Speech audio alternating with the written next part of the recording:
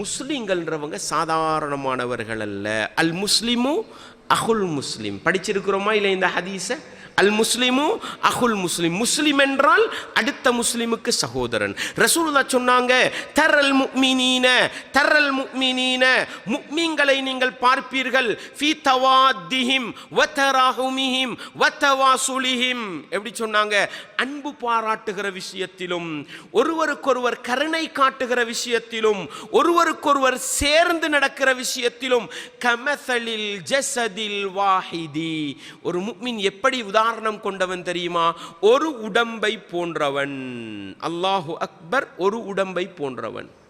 முஃமின்கள் யாருங்க? ரெண்டு உடம்பா? ஒரு உடம்பு. ஏன்னு சொல்லுங்க பார்க்க. ஏன் ஒரு உடம்பு? அது காரணமே. ஏன்